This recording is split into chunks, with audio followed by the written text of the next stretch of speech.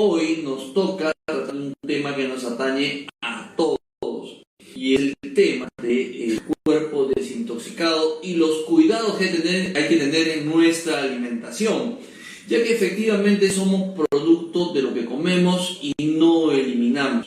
Y a veces las dietas que practicamos pues efectivamente van en contra de nuestra fisiología. Las dietas que practicamos no están alineadas con lo que nosotros deseamos lograr para nuestra vida, o tal vez para la de nuestros hijos, de nuestra pareja o nuestros seres queridos. Entonces es muy importante reflexionar siempre con lo que estamos haciendo con nuestra nutrición diaria. La nutrición es un tema de todos los días. Y nuevamente insisto en una frase muy importante que repito en capacitaciones a lo largo y ancho de todo el planeta, y es el tema de identificar a nuestros enemigos en la alimentación. Existen enemigos en la alimentación, existen elementos, existen pseudonutrientes que estoy consumiendo diariamente y que se convierten en parte de mi problema. Es la dieta que estoy practicando la más adecuada para mi momento fisiológico, para mi edad, para eso, para mi actividad física actual. Si es que soy sedentario, esa dieta realmente me ayuda de alguna manera a no empeorar mi situación de salud. Es muy importante que reflexionemos sobre esto. También quisiera no ser alarmista, porque vamos a hablar de algunos riesgos importantes para la salud, pero hay que ser bien claros sobre el tema. Todos, absolutamente todos, manejamos determinado riesgo a contraer enfermedades. Absolutamente todos. A veces llama la atención cuando una persona que ha tenido una vida sana, vamos a decir, o es deportista, o es una persona que se ha cuidado mucho con la alimentación, etcétera, contrae alguna enfermedad, a veces terribles, ¿no? O fallecen de alguna enfermedad, son atacados por alguna enfermedad muy jóvenes. Eso es justamente la demostración de que todos tenemos determinado riesgo de contraer enfermedades, ¿sí? Sin embargo, algunas de nuestras actitudes, de nuestras acciones a lo largo del día, sobre todo ligadas a la nutrición, puede hacer que este riesgo disminuya o aumente. Vamos a hablar, por ejemplo, caso típico de una persona en cuya familia hay antecedentes diabéticos. De repente el abuelo fue diabético, la madre fue diabética. Entonces esa es una persona que puede prevenir en gran medida esta enfermedad, como por ejemplo con un bajo consumo de azúcar, evidentemente, cuidando su peso corporal y teniendo una vida activa. Eso lo puede tener, digamos, con un riesgo controlado. Pero yo aumento el riesgo de contraer diabetes, o esta persona de la que estamos hablando aumenta el riesgo, pues, por ejemplo, consumiendo mucho azúcar, o teniendo un peso corporal por encima de lo esperado, o incluso teniendo una vida sedentaria. Estamos hablando de aumentar o disminuir el riesgo. Y eso está en mis manos. Entonces, que quede claro ese concepto de que todos tenemos determinado riesgo. Sin embargo, nosotros podemos reducir o aumentar ese riesgo con pequeñas acciones diarias. Entonces, hablemos un poco de cómo nos alimentamos. Hoy en día, y vamos a ver unas cifras un poco más adelante de esta reunión, vamos a ver algunas cifras de los indicadores que nos van a confirmar la manera realmente nociva que sobre todo aquí en Latinoamérica y en América en general nos estamos alimentando, ¿sí? Porque hay que contrastar estas cifras con las prácticas que normalmente llevamos a cabo en nuestra alimentación, porque lo que sucede con la morbilidad y mortalidad de las personas es un reflejo de cómo se alimentan. Entonces, reflexionemos un poco cómo nos estamos alimentando. Tú, querido asistente que me estás viendo ahí, reflexiona un minuto. ¿Cómo te estás alimentando? ¿Cómo desayunaste hoy? ¿Cómo planeas almorzar? Estas comidas que has consumido en el desayuno y que vas a consumir en el almuerzo, ¿realmente están alineadas con tus metas de salud, con tus metas fisiológicas e incluso con tus metas deportivas? Reflexionemos. Hoy en día, la alimentación de todos los seres humanos se caracteriza por los excesos y deficiencias. Y esto es totalmente lógico, ya que si yo consumo en exceso algún grupo de alimentos o pseudoalimentos, pues obviamente voy en desmedro o me veo en la necesidad de disminuir el consumo de otros elementos que tal vez me sean más convenientes para el cuidado de mi salud. Pero sin embargo, ya como estas calorías, estos alimentos nocivos me han creado saciedad, dejo de consumir los más convenientes. Entonces es importante también hablar de balance, pero tampoco exageremos, ya que también muchas personas piensan de que, bueno, solamente tenemos que consumir entonces lechuga todo el día, o consumir vegetales antioxidantes todo el día, que la zanahoria, que la beterraga, etcétera, etcétera, y se llega pues a un extremo en el que ya no sabemos qué comer o no disfrutamos de la comida. Pero ya sabes tú, las claves de la buena nutrición están en la variedad, el equilibrio y la moderación, lo cual también significa no exagerar de los alimentos por muy sanos que sean, porque al final lo que queremos es disfrutar de los alimentos, ¿sí? No hay nada más gratificante que una buena comida, no hay nada más gratificante que un buen almuerzo, disfrutarlo, si es rodeado de personas que queremos, mucho mejor. Entonces hay que disfrutar, pero lograr este balance entre excesos y deficiencias. Fijarme, por ejemplo, en el caso de las grasas. Hay que saber también que hay grasas saludables y grasas nocivas, las grasas trans, las grasas saturadas. Deberíamos entonces, en primer lugar, no exagerar con las grasas, y en segundo lugar, preferir el consumo de grasas saludables, representadas, por ejemplo, por la palta o aguacate, representadas también por el aceite de oliva, el aceite de girasol y otros aceites que son grasas saludables, porque nosotros no deberíamos prescindir de ningún grupo de alimentos. Entonces, las grasas deben estar presentes, pero preferir, en lugar de las grasas trans, las grasas saludables, y no excedernos, porque vamos a ver un poco más adelante que las grasas representan el grupo de nutrientes más calórico de los que consumimos diariamente. Luego están los carbohidratos. ¿Qué tipo de carbohidratos estoy consumiendo? ¿Carbohidratos simples o carbohidratos complejos, o de repente fibra? Estoy consumiendo esos 25, 30 gramos de fibra que se recomiendan diariamente. Azúcares.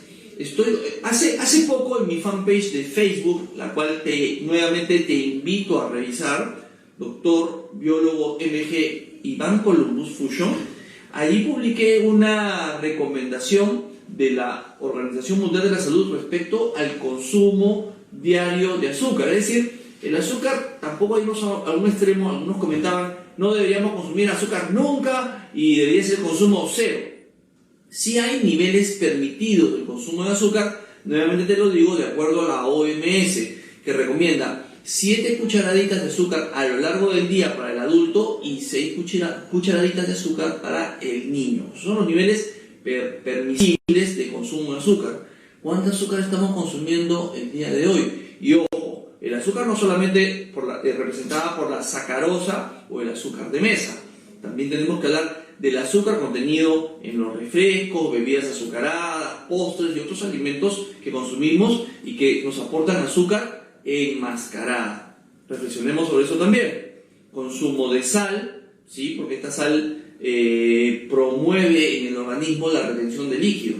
Entonces también y esta retención de líquido nos puede llevar a la hipertensión arterial. Por eso se recomienda ir reduciendo el consumo de sal a medida que pasan los años, y una reducción drástica a partir de los 40 años. Podemos reducir el tono de sal de nuestros alimentos.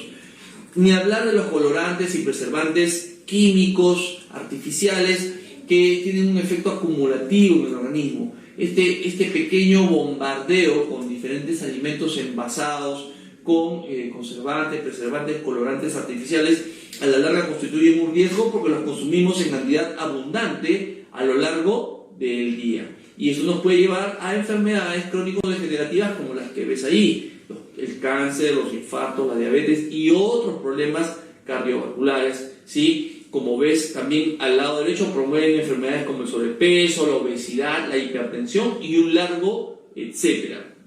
Entonces, ¿qué me está faltando? Porque si me estoy excediendo en un grupo de alimentos, pues obviamente estoy dejando de consumir otros que tal vez mi cuerpo sí necesita y seguramente me lo está pidiendo a gritos, como las proteínas de alto valor biológico, las vitaminas, los minerales, los antioxidantes, ¿sí?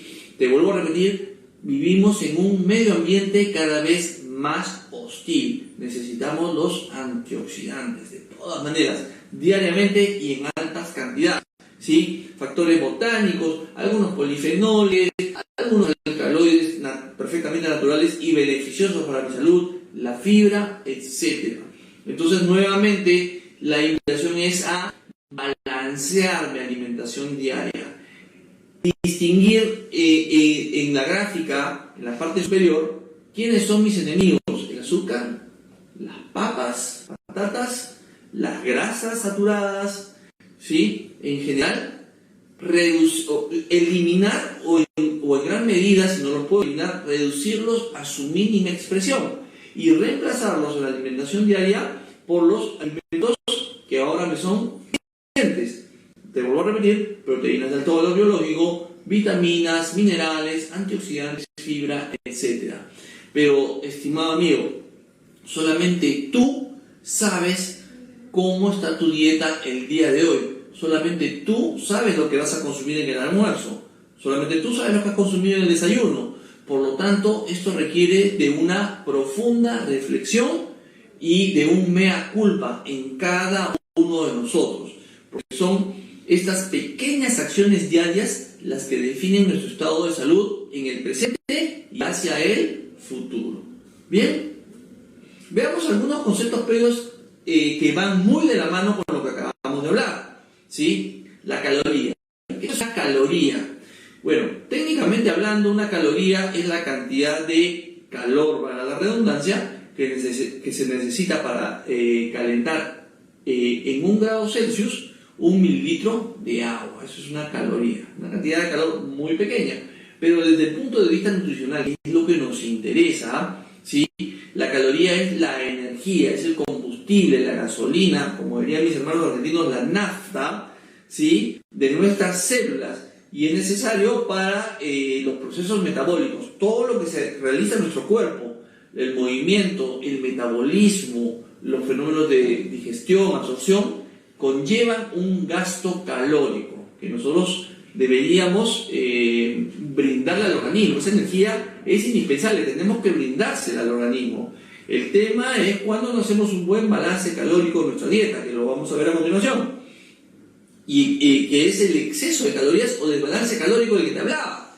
Efectivamente, hay una demanda calórica perfectamente calculable, ¿sí? Hay las tablas promedio, ¿sí? Dependiendo de tu edad, tamaño, peso, pero también hay otras más exactas donde ya se mide incluso tu nivel de actividad diaria. Si eres deportista, también. Los deportistas contamos con diferentes herramientas para medir nuestro desgaste calórico a lo largo del día, pero también cuando estamos en actividad física, cuando estamos practicando algún deporte.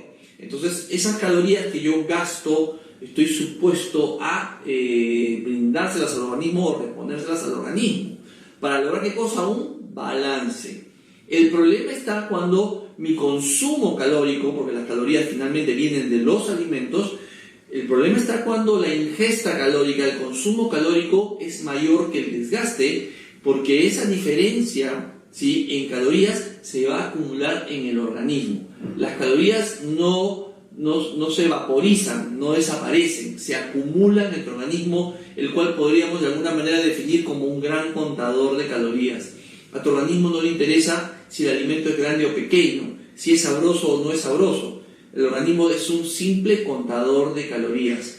Y desde ese punto de vista también hay alimentos muy pequeños, altamente calóricos, como por ejemplo alimentos también con un volumen considerable y de bajo aporte calórico.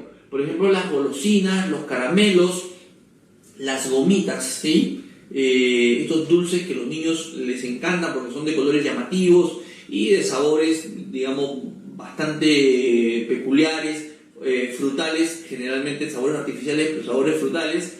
Una gomita, por ejemplo, es un alimento pequeño, aparentemente inofensivo, pero tiene un alto contenido calórico. Y una fuente de ensalada es más bien un alimento con alto volumen, pero de bajo contenido calórico. Entonces, ¿qué estoy prefiriendo consumir a lo largo del día? Los alimentos con alta concentración de calorías, pequeños en tamaño, pero con alto volumen calórico, o estoy prefiriendo los alimentos más bien que me producen saciedad con bajo aporte calórico. Pues te invito a preferir los segundos, obviamente buscando lograr este balance que nos es tan difícil lograr. Y además que los alimentos altamente calóricos muchas veces en realidad no representan un aporte importante de nutrientes, ¿sí? Porque sería bueno pues obtener un aporte calórico importante de proteínas o de grasas saludables. El tema está cuando consumo alimentos vacíos. ¿Vacío qué quiere decir? Altos en calorías y cero nutrición. Allí viene el problema, porque genero un desbalance nutricional con alto aporte calórico. Entonces se trata aquí de ¿qué? De repensar la manera como nos alimentamos. Esto es recordatorio sobre todo para las personas que ya pasaron por el curso básico de nutrición inteligente, distinguir que hay dos tipos de nutrientes, los macronutrientes, los micronutrientes. Los micronutrientes se caracterizan porque no aportan calorías y es más, su consumo, ¿sí? Significa una pequeña proporción de lo que comemos diariamente, ¿sí? Se consume solamente en pequeñas cantidades y esa pequeña cantidad debería ser suficiente para atender nuestra demanda diaria de micronutrientes. Mientras que los macronutrientes tienen un volumen, un tamaño más considerable, ¿sí? Y suministran la mayor parte de la energía metabólica que necesitamos. Entonces, los macronutrientes y calorías. Un carbohidrato, ¿sí? Hablamos de los panes, el azúcar, en general, ese tipo de alimentos, las papas o patatas, etcétera, aportan 4 calorías por cada gramo. Por ejemplo, si consumes un pan de 40 gramos, estás consumiendo 160 calorías. Luego están las proteínas, que también aportan 4 calorías por gramo. 4 calorías por gramo. Por ejemplo, si yo consumo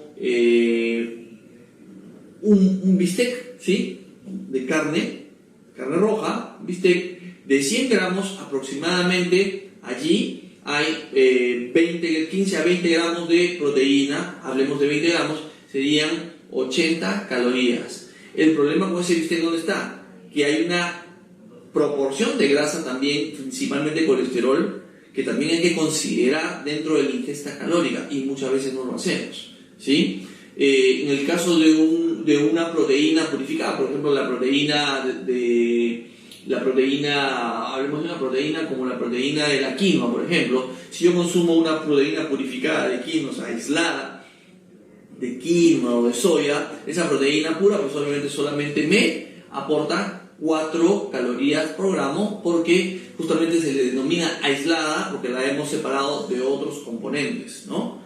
Entonces, al ser proteína pura, yo puedo considerar que cada gramo me aporta solo 4 calorías. Y luego están las grasas. Las grasas aportan 9 calorías por gramo, ¿sí? Entonces, si bien es cierto, la presencia de grasa en mi alimentación diaria es indispensable y tiene un alto aporte calórico, por lo menos, estimado amigo, amiga que me escuchas, deberíamos apelar a consumir grasas saludables. Tienen un aporte importante de calorías, pero son calorías full nutrición, porque son grasas saludables. Y irme olvidando, por lo tanto, de las grasas vacías, las grasas trans, las grasas saturadas, que más bien tienen efectos acumulativos en el organismo, me elevan el perfil de grasas en sangre, llámese colesterol, por ejemplo, contribuyen con el aumento del colesterol y el riesgo cardiovascular. Eliminarlas o reducirlas a su mínima expresión y reemplazarlas por grasas saludables, a las que igual debo tener en cuenta en cuanto a su aporte calórico diario, ¿sí? Entonces, ya te habrás dado cuenta que estamos en un umbral muy peligroso, el de la comida chatarra, ¿sí? Justamente comida chatarra, ¿no? Cuando uno dice chatarra aquí en Latinoamérica, generalmente se refiere a cosas inservibles. Y efectivamente es así. Yo te había hablado hace un rato de las calorías vacías, de las calorías que no aportan nutrición. Hay alimentos que son muy altos en calorías y cero nutrición. Esos son los alimentos que deberíamos ir dejando de lado. Allí se ubica justamente esta categoría de comidas chatarras, ¿sí? Se refiere a qué cosa? Alimentos que no brindan buena nutrición. En realidad no brindan nutrición, solo aportan calorías, ¿sí? Calorías provenientes de las grasas. Ahora, ¿por qué el ser humano se vuelve aficionado al consumo de estas comidas? ¿Por qué hay personas que son esclavas de estas comidas? ¿Por qué estas franquicias de comida chatarra tienen tanto éxito en nuestros países? Bueno, hay una teoría que dice que los alimentos grasos permanecen más tiempo en el paladar. O sea, tú consumes un alimento rico en grasa y esa grasa permanece en el paladar por mucho más tiempo, generando un fuerte sentimiento de recordación a nivel cerebral. Entonces, cuando tenemos apetito, generalmente tú evocas aquello que te produce profunda recordación. Y estamos hablando, pues obviamente, de estos alimentos chatarra. Y por eso muchas personas sufren de esto que le llamamos antojos, que no es otra cosa la consecuencia del consumo crónico de estos alimentos que les produce alta recordación. Por lo tanto, para no caer en el riesgo de tener una fuerte recordación, evocación y deseo de estos alimentos, pues la invitación es a reducir su consumo a la mínima expresión. Estos alimentos que te aportan grasas saturadas, no creas que esa hamburguesa o esas papas fritas están siendo producidas con un aceite renovado cada tiempo prudencial. No es así. Generalmente esos aceites son usados por largas jornadas, a veces por más de un día, a veces por más de 2 días, y eso también va produciendo que ese aceite se sature más y dé origen a otras sustancias muy peligrosas para nuestra salud, ¿sí? Entonces, alto contenido de grasa, alto contenido de sal o azúcar, aditivos, una serie de elementos nocivos que desafortunadamente abonan en favor de una mayor recordación. Y justamente esto que dice aquí, su consumo ha aumentado espectacularmente, efectivamente es así. Hace poco visité un país, no voy a mencionar cuál es, estuve en este país y algunas personas me decían con orgullo que en su país uno de los síntomas de apogeo económico era justamente la presencia cada vez mayor de las franquicias de comida chatarra. Y bueno, lo decían con orgullo, ¿no? Mira, acá está esta cadena, ya está viniendo la otra cadena de hamburguesas, la otra cadena de pizza, etcétera, etcétera. Lo cual también me habla de que allí pues al corto, mediano y largo plazo van a tener problemas serios de salud. Estamos hablando de una población que no está reflexionando sobre su manera de alimentarse y está adquiriendo, bueno, modelando de repente, ¿no? Con ese país que es el paradigma de la comida chatarra, ¿no? Están modelando su estilo de alimentación a lo que en los Estados Unidos, por ejemplo, generalmente practica, y eso lo vemos como un signo de modernidad y de bonanza. Sin embargo, nos va a traer los mismos problemas que ese gran país del norte de América, los Estados Unidos, viene padeciendo y que vamos a ver a continuación en una estadística, ¿sí? Entonces, mucha moderación, mucho cuidado. Tampoco se trata, no exageremos, de ser un monje tibetano en el sentido de que voy a rehusarme pues totalmente, voy a rechazar y me voy a convertir pues en agente contra o un activista contra el consumo de estas comidas. A ver, tomémoslo con calma, porque hace poco alguien me preguntaba, ¿no? Pero doctor, mi hijo va a cumplir 5 años y yo le voy a hacer su fiestita, ¿no? Como acostumbramos los latinos sobre todo, su fiestita, y en la fiesta pues pensé comprar dulces, pensé, no sé, galletitas, etcétera, pero al reflexionar sobre el tema pues no sé si ponerles a los niños zanahoria picada, ensaladas, ¿no? Agua pura, etcétera. A ver, los niños son niños y también deben tener acceso controlado a estos alimentos que normalmente llamamos golosinas, pero el consumo de las golosinas no debe ser la generalidad, debe ser algo eventual. El mejor ejemplo es un cumpleaños. En un cumpleaños infantil los niños pueden tener la licencia para consumir pues sus golosinas, sus gomitas, sus galletitas, en fin, porque son niños y sí, esos alimentos pues son de su preferencia seguramente. Lo que deberíamos evitar, ¿qué cosa es? Tener en casa esos alimentos tipo snacks, dulces, caramelos, golosinas, chocolates, no deberíamos tener en casa. El consumo debería ser algo como que vas a ir a un cumpleaños y vas a aprovechar ahí de consumirlos, o de repente por alguna ocasión especial, estás saliendo hoy de vacaciones de la escuela o es tu cumpleaños, te voy a llevar y te voy a gratificar dándote el gusto de consumir eso. Pero les vuelvo a repetir, eso debe ser la excepción y no la generalidad.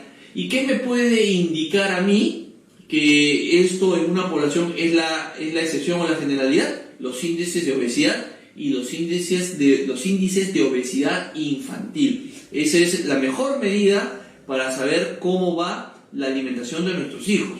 Recuerden, señores, los niños no pueden hacer dieta.